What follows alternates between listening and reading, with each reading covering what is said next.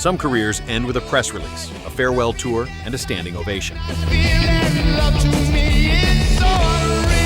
Others end in the middle of a Tuesday night in a mid-size arena, with the house lights still warm and the crowd still cheering. And the man behind the drum kit has absolutely no idea he just played his final show. That is the particular cruelty this video is about. If the stories of rock's most overlooked turning points keep you coming back for more, consider subscribing to Rock and Rewind so you never miss a video like this one. Tonight, we are counting down 10 drummers who walked off stage for the last time without a single warning. Number 10, Pete Best.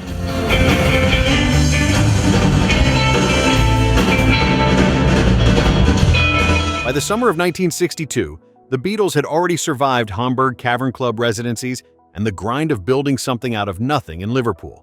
Pete Best had been behind the kit for 2 years, steady and reliable, and he played through those final shows at the Cavern without the slightest indication that anything was wrong.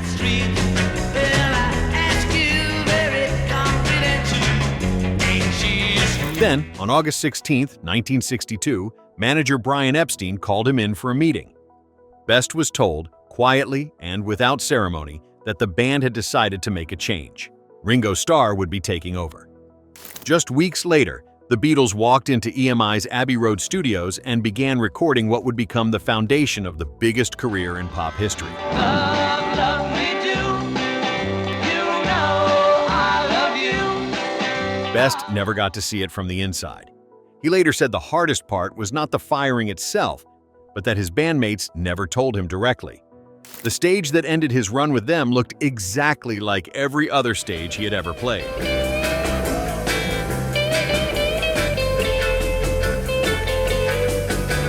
Number 9, Bill Ward.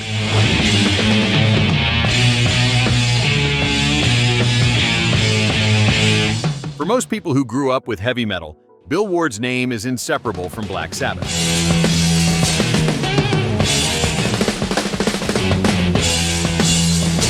His drumming on albums like Paranoid and Master of Reality helped define an entire genre.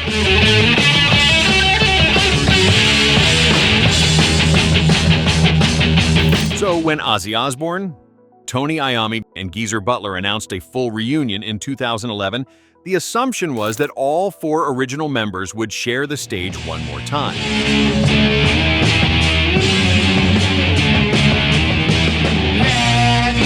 It did not happen that way. Ward publicly stated that he was presented with a contract he described as unsingable, and the reunion moved forward without him. He never played the final farewell shows.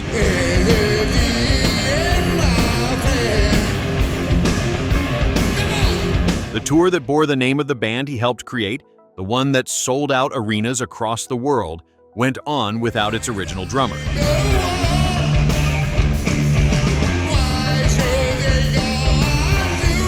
Ward maintained he wanted to be there. The door, by most accounts, was closed before he ever had the chance to walk through it.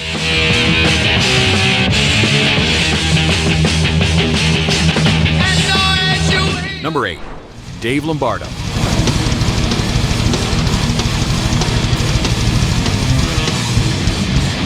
Few rhythm sections in metal history hit as hard as Slayer at full force, and Dave Lombardo was the engine behind nearly all of it.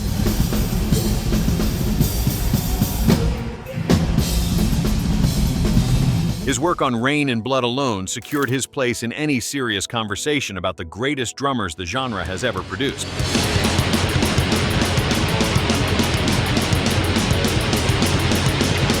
In February of 2013, Slayer was in the middle of a South American tour when Lombardo was told he would not be continuing with the band. The announcement came while the tour was still active. A statement cited financial disagreements, but whatever the specifics, the result was the same.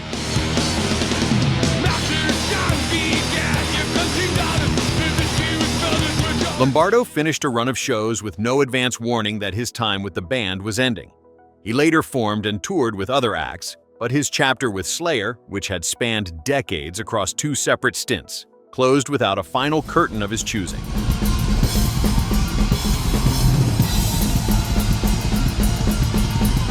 Number 7, Jimmy Chamberlin.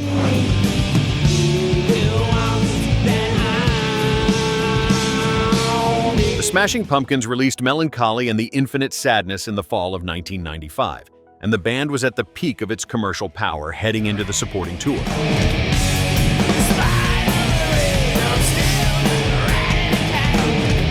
Jimmy Chamberlin had been the drummer from the beginning, and his technical ability was widely credited as one of the core reasons the band's sound hit the way it did.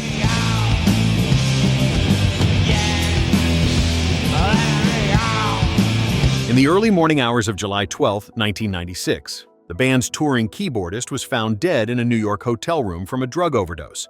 Chamberlin, who was present, was fired from the band shortly after.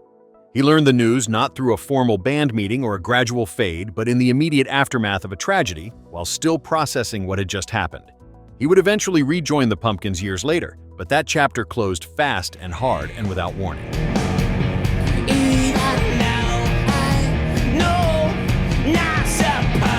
Number 6. Peter Criss.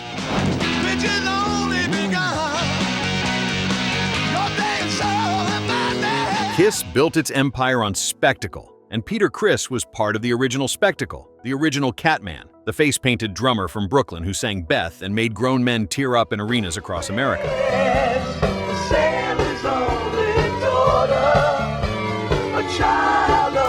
His relationship with the band was complicated across multiple departures and returns, but his final public performance with Kiss came in 2004 at a fan convention.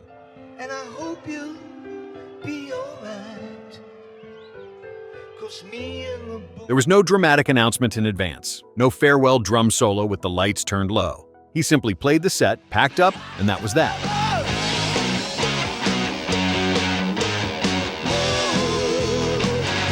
The band moved forward. Criss later spoke about the lack of closure, about how a career that had spanned decades and millions of records deserved more than a quiet exit from a convention stage. He was not wrong, but that is how it ended.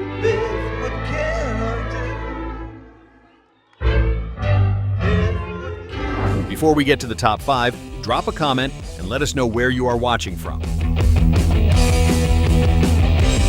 This channel reaches people from all over the world, and we genuinely love knowing who is out there listening.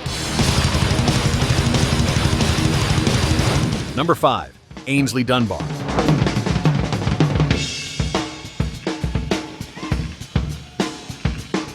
Before Steve Perry's voice defined Journey for a generation, the band was a progressive rock outfit working through a series of lineups, and Aynsley Dunbar was their drummer for several years. It's kiss of the day.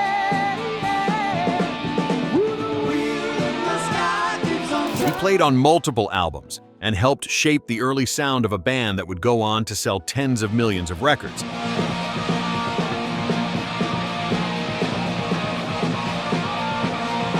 In 1978, Dunbar was replaced by Steve Smith, and Journey shifted toward the polished arena rock that made them famous.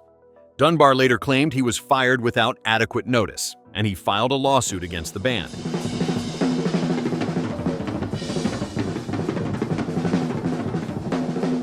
The legal dispute was eventually settled, but the professional damage was done.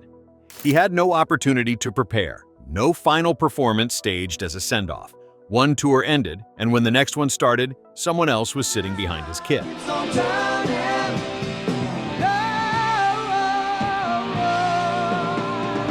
Number 4. Phil Taylor.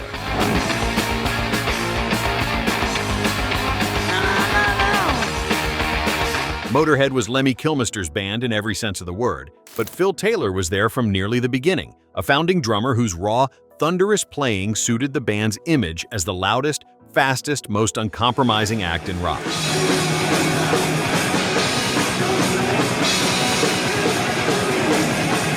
He left and rejoined the band more than once across a career spanning 2 decades. 5 miles off the ground. Because By the early 1990s, health problems had made it difficult for Taylor to continue at the pace Motorhead demanded. Mikkey Dee stepped in as his permanent replacement in 1992. Taylor did not get a final stadium tour or a retirement ceremony. the sirens make you shiver. You bet my aim is true. His departure unfolded the way many departures do in rock and roll, gradually and then suddenly. He passed away in 2015, largely outside the spotlight that should have followed a career of that magnitude. No! Number 3. Randy Castillo.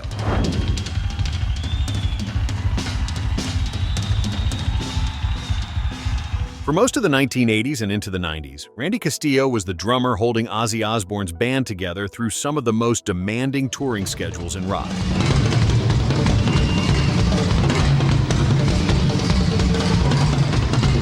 He played on records like Bark at the Moon and No More Tears, and his live performances were relentless.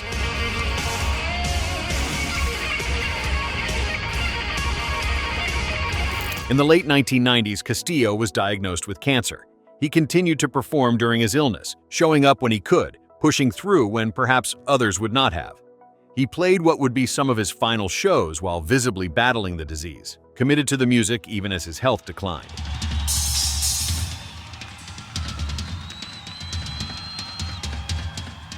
He passed away in March of 2002. Those final stages he stood on, drums thundering through the darkness, he played them with everything he had, never treating any of them as a last performance.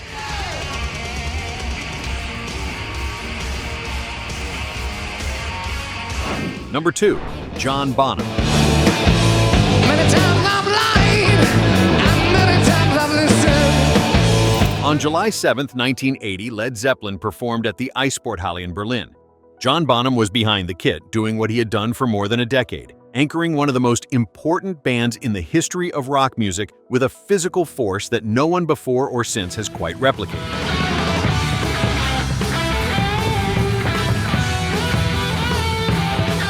He died on September 25, 1980, and Led Zeppelin officially disbanded 3 months later.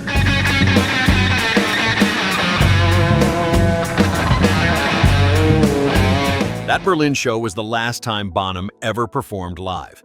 No one knew it then. Not the crowd, not the band, not Bonham himself.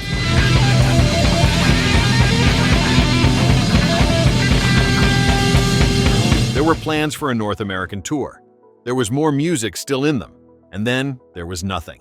That final night in Berlin now carries a weight none of them could have anticipated when the house lights went down.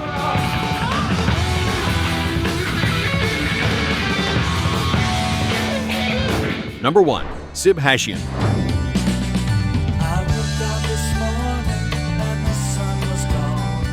Boston's debut album in 1976 was one of the best-selling debut records in American rock history, and Sib Hashian was the drummer behind it.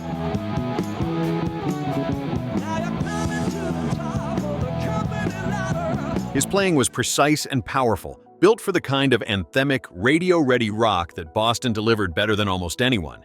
Hashian played through the recording of the second album, Don't Look Back, and toured behind it with the full belief that he was a permanent part of something that was just getting started.